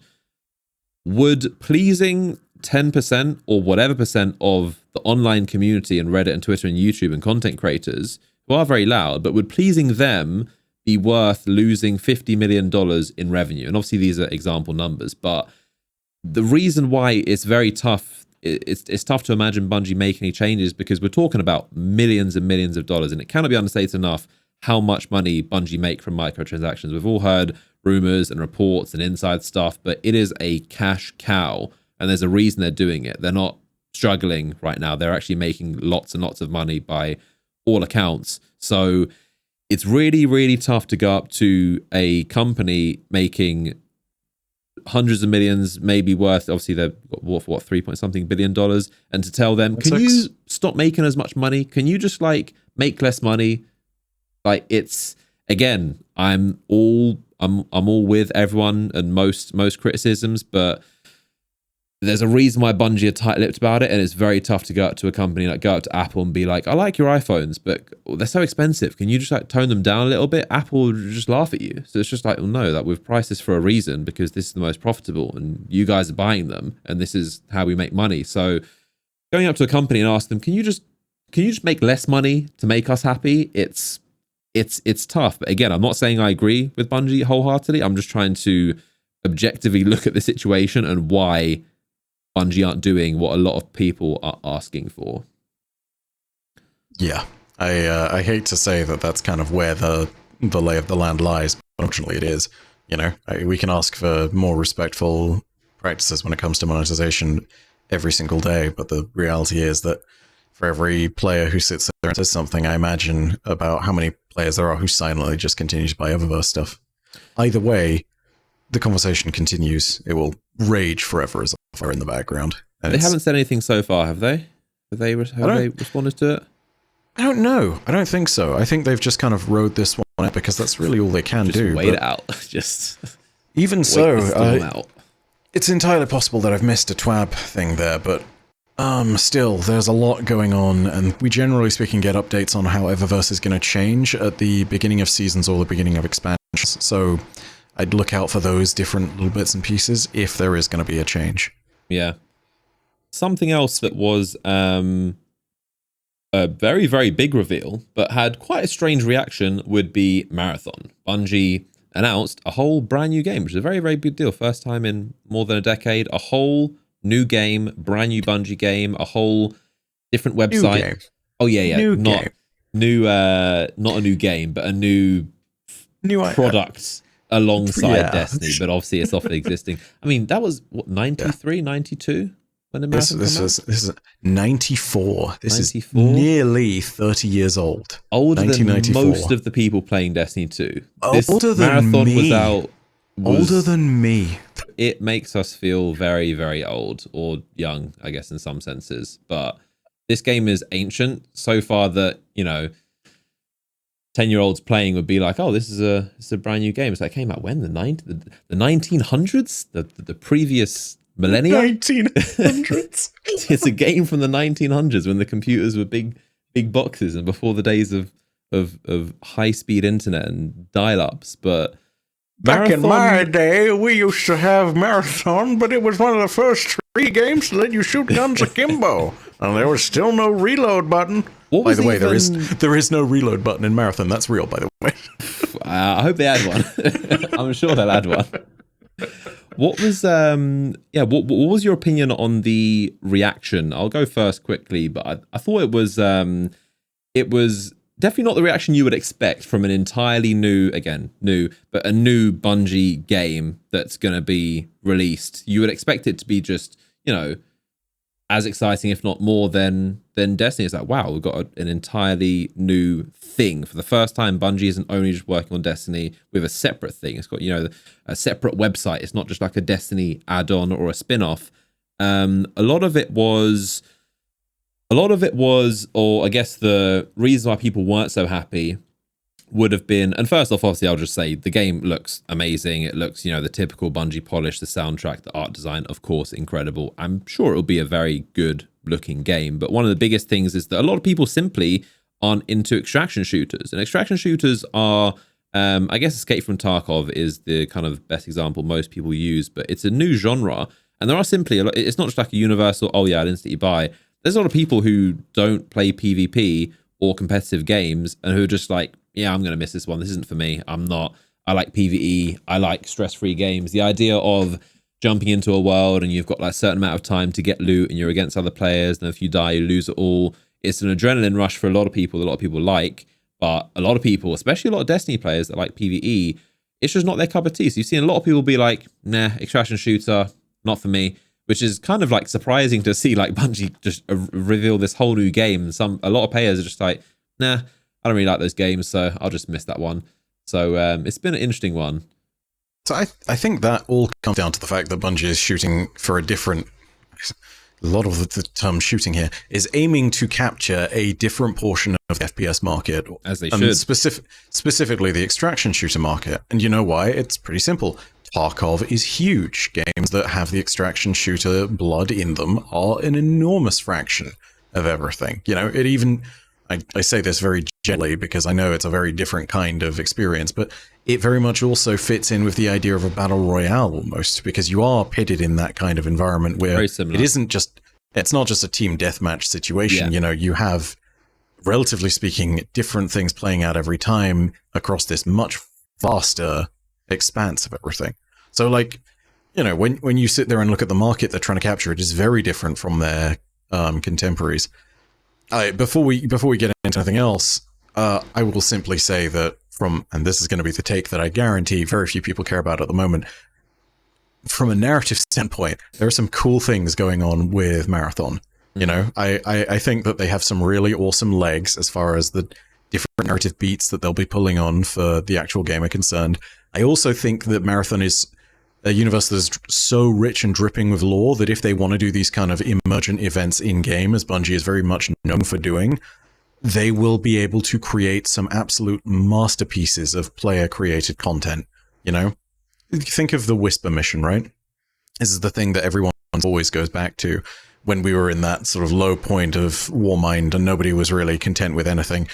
I think I look at the Whisper mission now and I'm like, imagine that, except you find it in an extraction shooter and everyone is racing within this shooter to solve the same mystery. Yeah.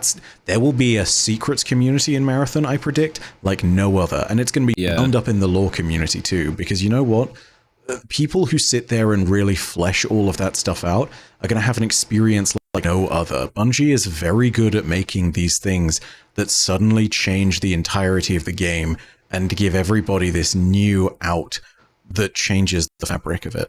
And when that happens and when they surface with that in Marathon, you're looking at some crazy ideas. You're looking at the idea of what it is to be an AI or a cyborg. You're looking at the potential for time travel. What happens when gods are born? You have so many different things, even just on a human level, where you forget all of the big picture stuff. You have conspiratorial government groups and cults going around doing different things. You ever heard of the Mini Tool or Mida Multi-Tool?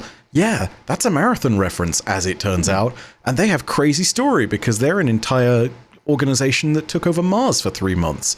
What happened with Mars in Marathon's story? Crazy stuff.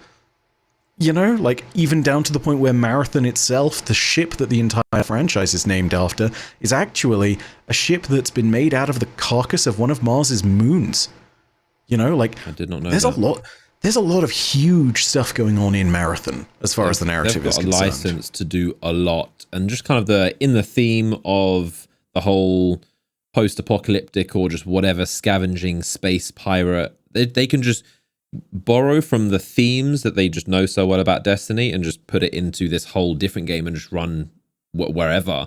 On what you were saying a minute ago about the race to discover things, they said a lot of times about how there'll be a lot of world's first races to secure a zone, how there'll be like a zone or I guess an area or a planet or a map or whatever, but there'll be a world's first race to do that and then unlock something special and rare, and also you'll be able to get your name or clan name or whatever etched into the world forever as the first discovered. Kind of, I guess, like the first fire team that like completed a raid. Similar to that, I think they probably drew inspiration from that, but the first teams that do these things will get kind of like etched in history, which will be very interesting. But they've got all kinds of, they've got the full package of PvP supports. You've got anti-cheat, disconnect protection, dedicated servers, cross-play, cross-save, a dedicated security team.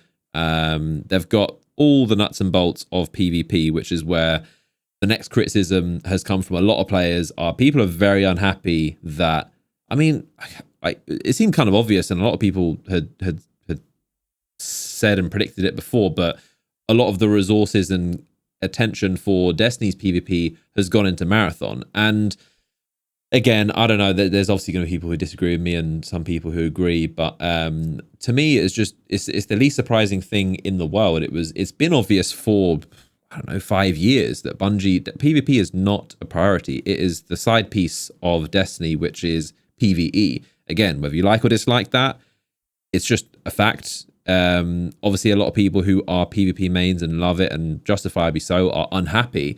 And especially to have PvP kind of just dropped in Destiny, and now if you want that PvP experience, you have to play this separate game, which, you know, might or might not do well. But it is very obvious that, I'm even seeing the trailer, all the lead developers, a lot of the heavy hitters, big names and faces we've seen for Destiny and Taken King, and a lot of the main developers, especially on the PvP side, are now working on Marathon. So it's clear that that's where their energy has gone.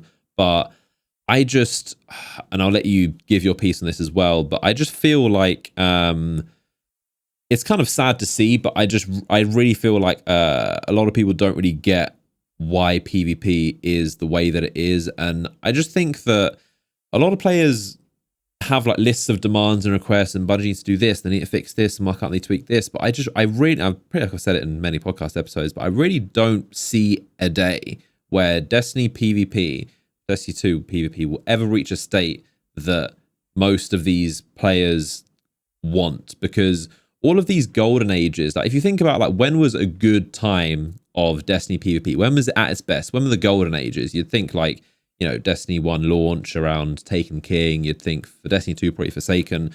Those were all times where the game was relatively new, but we're never going to get that ever again. The game is too dissected and understood about every single percentage of cone, bullet spread, and velocity, and aim assist, and all of these things. It's just, we will never ever we can't go back in time to a point where players were less educated about the game and it was more fun and innocent. We are just at a point where the game has just been figured out and everyone has min-maxed everything, and there are people who are just ridiculously good, and there's so much of a massive gap between players. I just don't see, like, even if they were to, you know, add the best map they've ever added, or just nerf this thing that people don't like, or fix these weapons, or, you know, fix the servers, it's obviously a problem, and the connection issues. I can't see this perfect vision that a lot of players fantasize about. I don't see any way that it's actually possible to get that without going back in time. So I just feel like, obviously, you know, I wish that we could get that, because Destiny, as we played many times back in the day, Destiny 1 and 2 PvP was so much fun, and it was what we did during the dry spells of PvE content. But what I think a lot of players want, and again, I'm not saying I agree with it, I'm just saying it is the way it is. What a lot of players want, I just don't see Bungie doing it, and especially also the harsh truth is that it's not financially viable. The amount of money and resources Bungie would need to pump into it to get this hypothetical version that players want, they're not going to see the return on investment on that. So I think they've just cut their losses and said, okay, we're just going to keep Destiny 2 Crucible in just maintenance mode, do the bare minimum to just keep it stable, but we're really going to put all our resources into Marathon. That is our PvP priority, it seems like. So I think let's clarify a few different bits and pieces with some numbers first, right? I would agree with you that as far as Bungie's priorities, PvP is the secondary rung on the list. Poor Gambit sitting forever. Yeah, sitting forever underwater, as that one meme has, with like the one child being lifted up and the other being like, but the that's Bungie's priorities. The reality is there is a huge, and I really do mean substantial, like well above 40% of the player base that still plays PvP. Like you're looking at the numbers just purely from the unofficial tracker websites that track the number of players on these things, and like, yeah, there are people who still pop into the Crucible every day. Yeah, I saw that, 40% roughly. It's a lot. Yeah, like, I grant that number may not be totally accurate, but it's big enough that I'm in that realm, you know? Like, this is not an insignificant number of people who sit there and play Destiny for its PvP. And whilst it may not be Bungie's priority, and whilst there may be a priority of delivering a better PvE experience, there is absolutely a demand for Destiny's PvP to provide more. I don't know what the return on investment type things for that are. And I imagine there's a bunch of stuff of like, hey, if we want to do this, monetizing more needs to be key, but we can't split up the player population because not everyone would have the same maps, all this other stuff, yada, yada, yada. But it's one of these moments where I think the PvPers' priorities actually should get looked at somewhat. I don't play PvP, but that doesn't mean that however many percentage of people that play it are invalid. Like, that's a sizable enough proportion of people that they should be getting content on a regular basis. And again, I'm not a dev. I don't know the economics of the situation. I don't know how viable it is. But, you know, we're in that place where there should be more PvP content out there for Destiny. Like, yeah, maybe not as much as the PvE content in the game, but certainly way more than there is right now. And that's really the big problem, I think, that PvP players have been grasping at for so long. For the longest time, there was this ever-rising number of days it's been since Bungie released a map in D2. How much did it get to? Oh god, it got into the hundreds. I'm pretty sure it rose well above 500. It might have broken 1,000. 500. I feel like it was at least 500. It's been a long time, and like the PvP player base has made it very clear. Balance passes to them do not count as content. You know, like they feel like they have been continuously starved. Like, on the seasonal things, like maybe it's an armor refresh, or maybe it's a weapon that gets added to the Trials pool. But for the most part, there's not that much when it comes to it in comparison to the PvE stuff. Compare that even just to the old days of Taken King. Now, granted, it's a very different era of gaming even now. But like, you're looking at, how many maps did you get in Taken King? I want to say it was something like 6 to 8. Maybe I'm wrong there. Maybe it's 4 to 6. But I know at very least that we got several new maps, and there's definitely that hasn't happened in an expansion in a very long time. And you know, I'll also say this too, whilst content is one concern, I think it's also seeing the fact that Marathon is getting all the bells and whistles that Destiny players have been asking for in PvP for years. You know, like, yeah, that would sting. I get that. Like, even now, after BattleEye has been launched and improved, and after Bungie has gone after certain companies that sell cheats, there are just so many people out there in Trials of Osiris that you find that are cheating, and BattleEye hasn't caught them, you know? Like, Bungie issues a bunch of ban waves, and they go out, and sometimes some of the people caught by those ban waves are people who are just using macros for speedrunning. And it's like, okay, I mean, I'm not sure that's quite what we should be doing, but, you know, that's one thing. And if I'm not mistaken, some of those bans were revoked, which rightly so at that point, because the speedrunning community is not a problem. They are a credit to the Destiny community as far as I'm concerned, and they make the game better as far as its online profile and everything else. I'm sure Bungie understands that. But, you know, sitting there and seeing all the bells and whistles that Marathon's going to get from the PvP standpoint, and then sitting there and seeing how Destiny has lacked those for so long, you know, people who have done Trials of Osiris forever, like Grenada Jake, he's taking a break now. Like, these are people who have stuck with Destiny through thick and thin, through all the troublesome expansions, and have kept doing things like Trials of Osiris, and have continuously done things like Comp, and have been grinding the PvP side of the game for a very long time, have really pushed into what the game has to offer and understand it to its depth. He's helped something like over 3,000 people reach the Lighthouse. He's now taking a break because, he's reached his breaking point. And Marathon is unfortunately leaving a bitter pill in the mouth for that. And it's still just far away. Yeah, and it's still very far away. Now, people are sitting there and saying that, and maybe this is me inflating the idea of PvP devs versus devs in every other department, but people are conflating this idea of, all of Bungie's development time and money is being sucked away to Marathon and is being funneled into their new game, which is not. I'm just going to go ahead.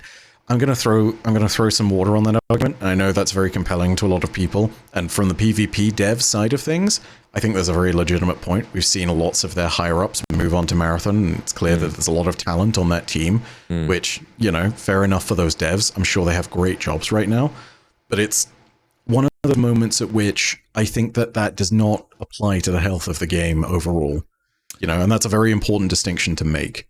It certainly is indicative of a PvP state, but people are applying that to the wider game. And that is, 6 months ago, we were talking about how Bungie was going on a hiring spree and was increasing the studio in terms of its hiring by, measures of more than double-digit percentages. Like, a lot of people are getting hired over at Bungie across all sorts of different disciplines on both teams, both Destiny and Marathon. So it's like, you can absolutely make that speculation when it comes to the PvP side of the game, but Bungie as a studio is growing in size, if I'm to remember correctly, from 6 months ago. Like, the 6 months is not a vacuum. A hiring spree. They continue to hire more people, and it's not expanded their studios and got like a whole new building, and that's definitely have more people working remote from across the whole of the US. Like, the number of devs has not dropped suddenly. They've not created a skeleton crew for Destiny that's going to handle all of Final Shape. The PvP crowd, maybe. I can't comment on the size of that because no one knows. Right? Like, it's not something that Bungie's going to talk about because, it's their own internal studio business.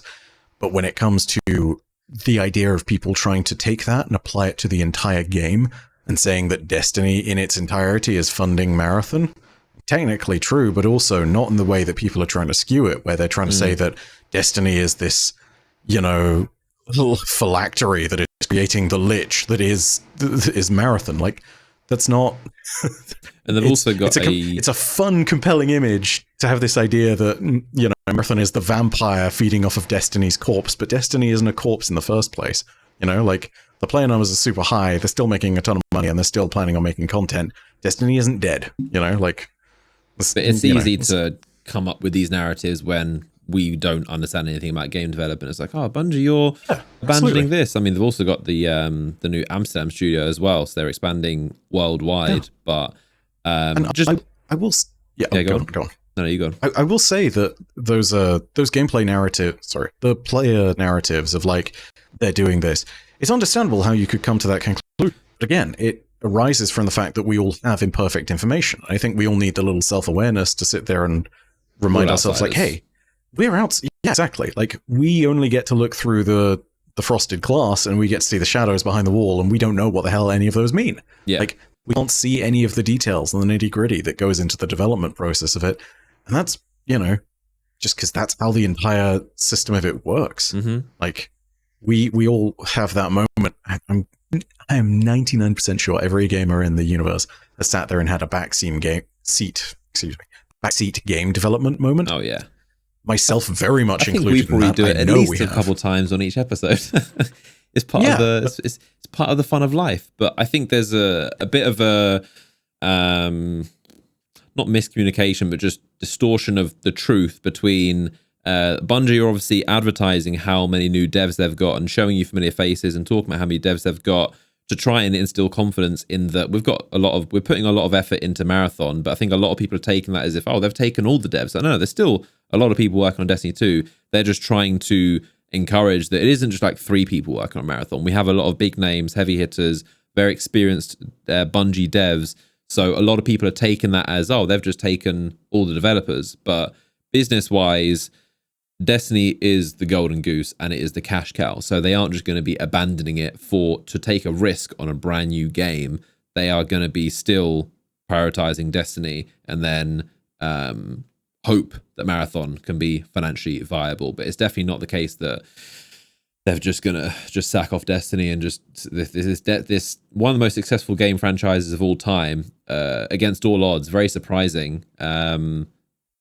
For going on for a decade, they're not going to just completely get rid of that to take a chance on a game that might not even do too well. Who knows? By the time it comes out, maybe extraction shooters are a retired genre. But yeah, there are many discussions around Destiny right now. I think now is, if you zoom out and see bigger picture, for context, now is going to be a bit of a tumultuous time because, like I said, it's post-expansion, post the second season, and pre the announcement of the next year, and coming off an expansion that wasn't received too well. So people are a little bit anxious and, like I said, restless about Final Shape expansion. So I think after the keynote reveal for Final Shape, mood's going to be a lot higher because I do think Final Shape is going to be good. I think they do have, as we said, I wish they hadn't cut so much from Lightfall, but I do think why Lightfall was so bad. Not that I agree with it at all, but I do think a lot of the good stuff has been saved for Final Shape, and I think they're going to put out all the stops because this is the big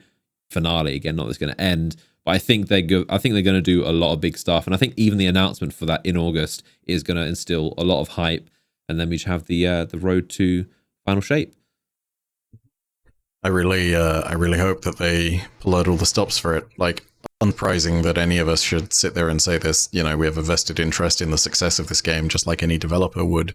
Mm-hmm. Granted, we are not developers. We don't know how this thing is made. We are but the... Here's an innuendo for you at the end. We are but the consumers of the sausage that the devs make. They know how to actually make the sausage. We can certainly pretend to be developers, and we can talk fancy like developers. And, you know, if you're content creator that gets a lot of views, then your opinion is more valid than everyone else, apparently. So we can definitely... That is a comment that is going to infuriate so many people. Oh, man. That was sarcasm for those who... God. Extreme sarcasm. But yeah, we will continue to backseat game in the future with their future episodes. And we appreciate you for joining us on this episode. As always, if you made it this far, then we appreciate you for listening. And you can leave a like on the video. You can subscribe and follow on Spotify and Apple and YouTube. Of course, check out Bife's channel. He has everything you need to know about all of the lore and always will do going forward. So thank you for joining us and thank you for listening. And we'll see you in the next episode.